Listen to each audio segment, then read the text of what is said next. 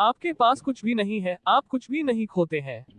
यदि आप जमीन खरीदते हैं या घर खरीदते हैं तो आपने पृथ्वी पर अपने शेष वर्षों के लिए केवल किराया चुकाया है। उनमें से कोई भी आपका नहीं है।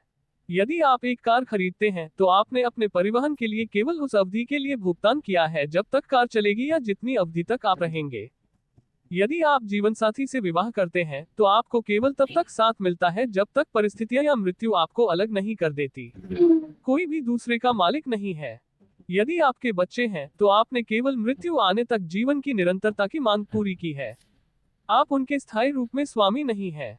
यदि आपके पास पैसा है तो आपके पास पृथ्वी पर अपने शेष वर्षों के लिए केवल वही खरीदने के लिए मूल्य है जो आप चाहते हैं। यदि आप काम करते हैं और सेवानिवृत्त हो जाते हैं तो आपकी पेंशन केवल जीवन भर के लिए है। आपके जीवन के बाद ये रुक जाता है। भले ही तुम पेट भर खाना खाओ, पेट में खाना तुम्हारा नहीं है।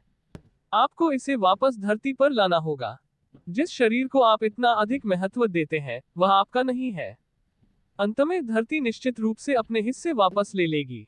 यहाँ तक कि हम जो जीवन जी रहे हैं वह भी उधार है और निश्चित रूप से वापस करना होगा। जो कुछ भी हम सोचते हैं कि वह हमारा अपना है वह किसी दिन हमसे छीन लिया जाएगा। ये वह दिन है जिसके बारे में हम में से कोई भी नहीं जानता। हम अपनी हर चीज जैसे कि अपना शरीर, अपना घर, अपनी जमीन, अपना पैसा, अपना जीवन साथी, अपने बच्चे, अपने माता पिता पर घमंड करते हैं। लेकिन बात वही खत्म हो जाती है। गहन चिंतन करें तो ये पता लगाना कठिन नहीं होगा कि उनमें से किसी भी वस्तु पर हमारा स्थायी स्वामित्व नहीं है। हम यहाँ कुछ समय के लिए केवल उनका लाभ उठा रहे हैं। तो आइए इस जीवन में कुछ भी खोने से न डरें, क्योंकि यहाँ हमारा कुछ भी नहीं है।